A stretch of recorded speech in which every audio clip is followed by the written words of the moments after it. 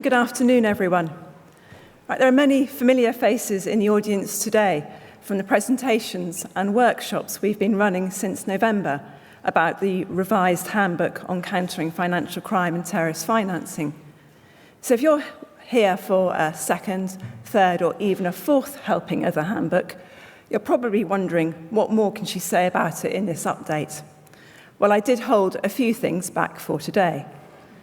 Now, if you missed the presentation, there will be an overview of some of the key revisions to it a little later. But what I want to concentrate on is the transitional period for firms to revise their business risk assessments and policies, procedures and controls, and to bring existing books of business up to the standards in the revised handbook. Now, how well measures in the handbook are being implemented by industry, for example, the changes to the requirements around business risk assessments or managing and mitigating the risks posed by politically exposed persons, are now key elements of a Moneyval evaluation. However, there is relatively little time before our next one. All I know in terms of timing is that it will not be before 2021. However, when Moneyval does come back, as well as looking at what the Commission does and its role, its assessors will also be looking at how well industry is applying the measures in the handbook. That means during the 2 weeks that they are here on site, they will be reviewing your policies and procedures and meeting you to assess how well you understand and mitigate your money laundering and terrorist financing risks. So let's look at the timetable. Now, I have a couple of tunes running through my mind when I see the word countdown, but I think we're a little way from that at the moment. But if this evaluation commences in 2022, it'll be extremely tight for showing that the changes in the handbook have not only been implemented, but implemented effectively. Now, firms have 10 months. Believe me, it'll probably feel like 10 minutes when they're here.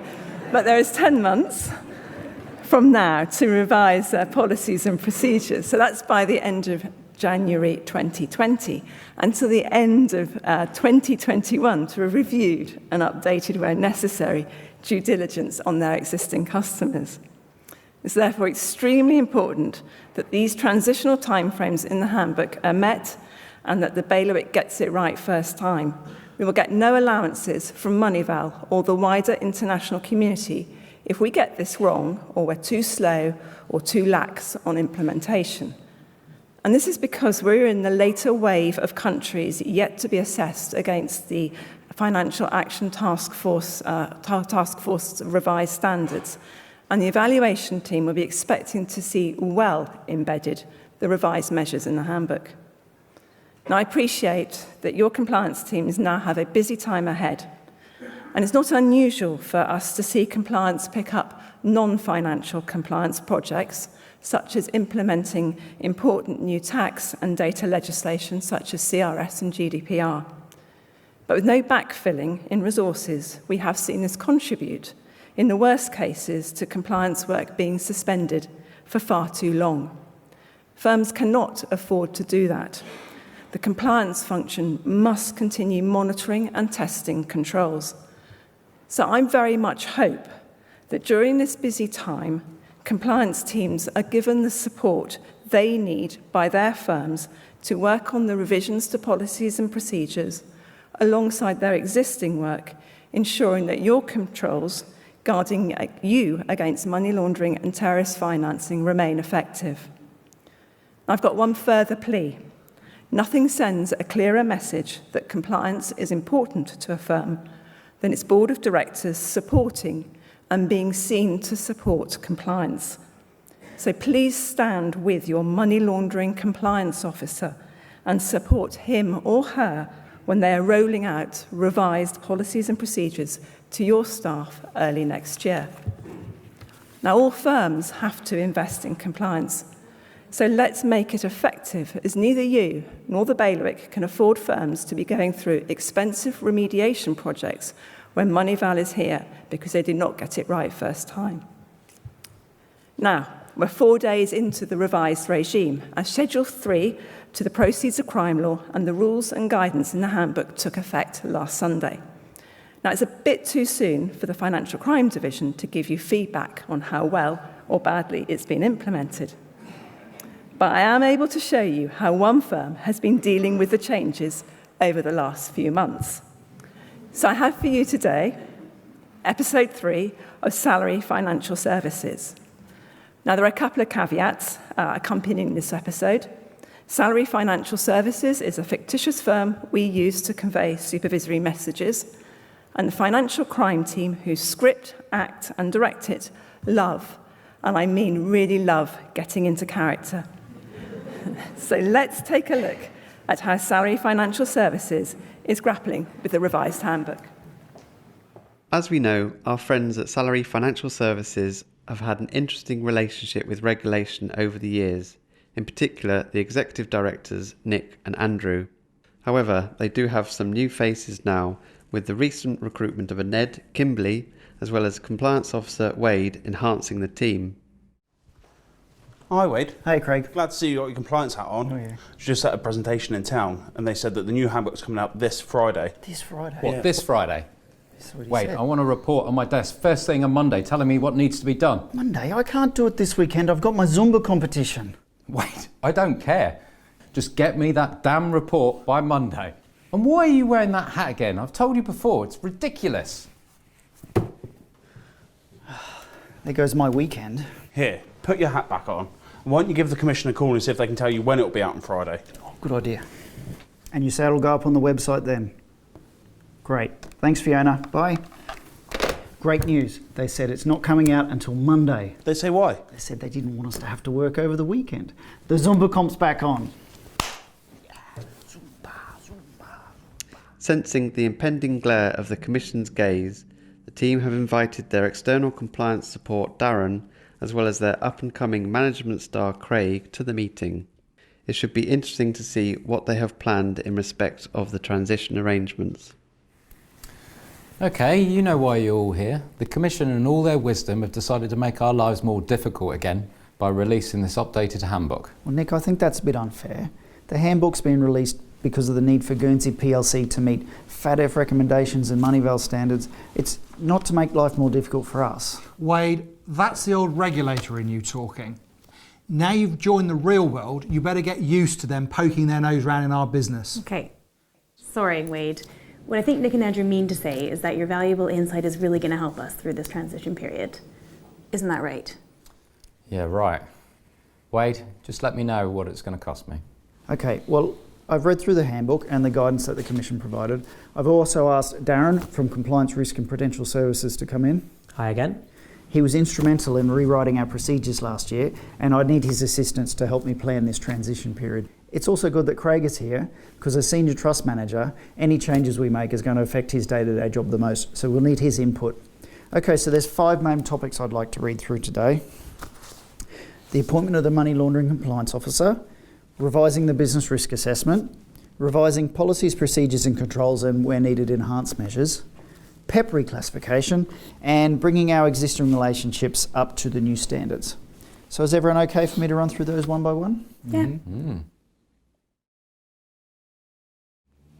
Okay, so first topic is the appointment of a Money Laundering Compliance Officer.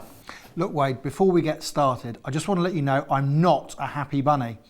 This is just forcing us to have more bums on seats, which means more money being spent on compliance. That's our dividend going down the drain, Nick. We've always managed just fine with a small compliance team. Why do we need more people in compliance doing more compliance reporting? I don't really know. Okay, so just hold on a second. I'm not sure you actually can say you've managed just fine in the past. There was that previous incident, wasn't there? Yeah, but that was just a big misunderstanding. Well, regardless, the MLCO's role is to monitor compliance with our own policies and procedures. So the aim is to stop incidents like that happening again. It's basically what the MLRO's been doing anyway. It's just formalising the role. And importantly, Andrew, for a firm our size, it can be the same person as the MLRO. So Wade, are you happy to take that role on? Well, it's what I've been doing since I started here anyway. Okay, well, if we can just get back to the practicality. So Wade, regardless of who does this job, when does it need to be in place? It has to be in place by close of business the 14th of April this year. Oh, well, great. So plenty of time to formalise that then. Can we agree? Yeah.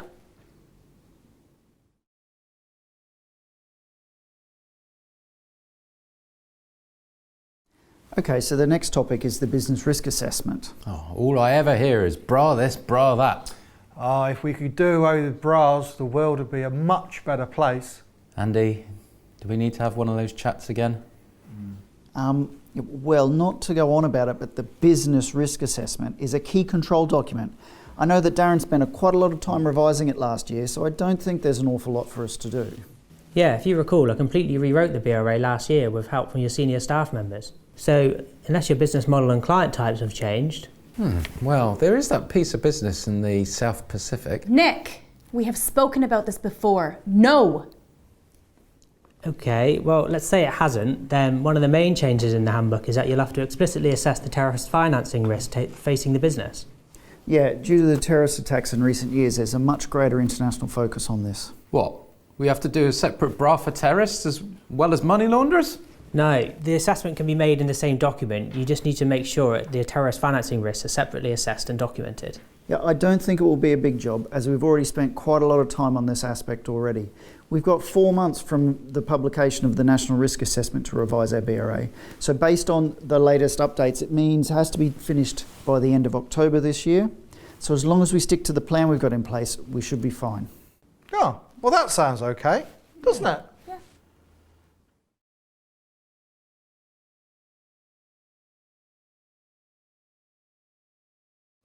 Okay, so following on from the BRA revision, we may need to revise our policies and procedures as well. But you just said there wasn't much to do, Wade. Well, yes, but there's a requirement for us to look at our procedures as well, Nick. We might identify some new red flags or other risks that we can share with our team through training. Don't forget the new enhanced measures provisions in Schedule 3 that you'll need to look at. What do you mean enhanced measures? Isn't that just enhanced customer due diligence for high-risk clients? No, not quite. There are some clients that aren't high risk that you'll need to apply enhanced measures to. Oh, can you give us some examples, please? Well, a client who's not resident in the bailiwick is one. What? That's nearly all our clients. Are you saying we need to get source of wealth and source of funds for all of them?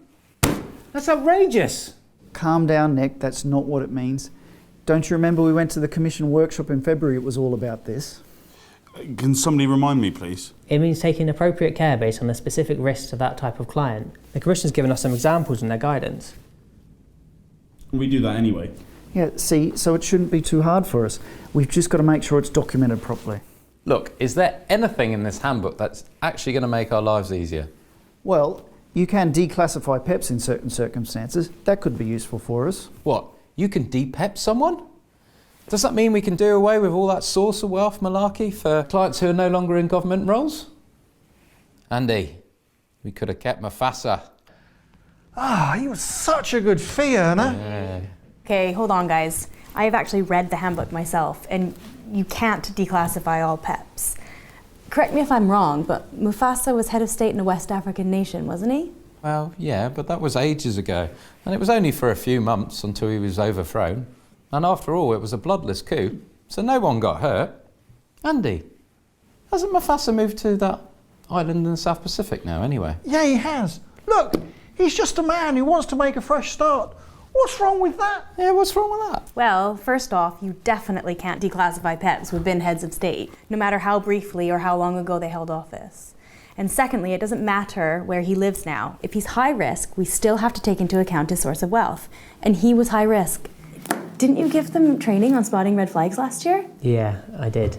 Yeah. We've all been trained on that. I'm fully up to speed with reporting suspicion. Why, just last week I was in the kitchen and somebody was taking a bar of chocolate from the tuck shop without paying. Hey, I always pay back. Well, in my books, that's money laundering. I'll report you next time. Look, Andy, no, that's just petty theft. All right, it's not money laundering. If I was reporting things like that, the FIS would be down here pretty darn quick asking me some really difficult questions. Right, I'm going to be scheduling some SAR and red flag refresher training within the month. Oh, great. More non-chargeable time. Okay, so back on topic. When does this have to be completed? It has to be done 7 months from the publication of the National Risk Assessment. So that's looking like being the end of January next year.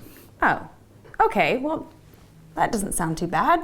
We can get that done, don't you think? I suppose.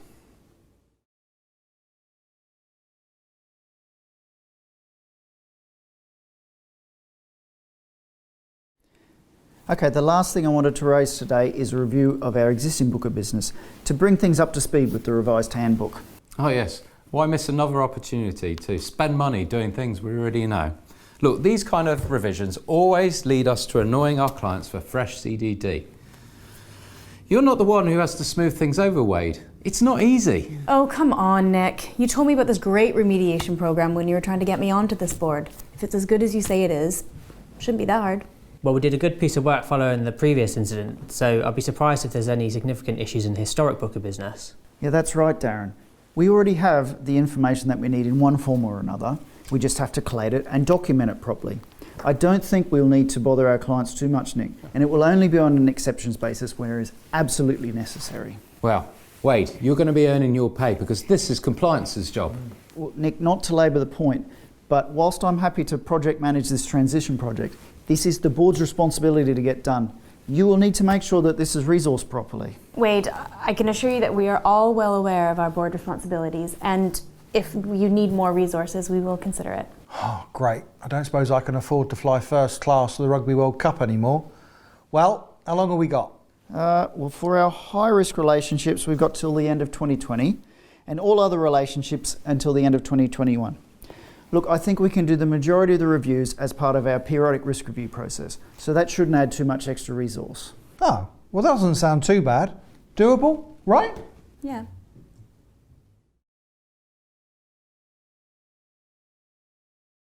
Wade, I want a detailed plan of what needs to be done, when it needs to be done, and what resources needed. I just want the job done properly. If we need to spend money, so be it. Within reason. Well, I don't want to give the authorities any reason to come round here sniffing around our files yet again. Look, I want to make sure that everything is done within the transitional period, and I don't need to explain why it hasn't. Do you? No, I suppose not. All characters and businesses appearing in this work are fictitious. All actors were volunteers and were not paid specifically for this performance. No licensees were harmed during the making of this film. Right. The team will be delighted to hear how much you enjoyed it. But before this session closes, I would like to assure you that we're not bugging your offices to find the firms to visit. More's a pity, perhaps, because the race will be on for us to get to firms like Salary Financial Services first, or Risk Moneyval expressing an interest in meeting Nick and Andy to discuss Salary's approach to compliance. So clearly there's plenty of material for another episode. But that's it for the Financial Crime Update today. So thank you very much.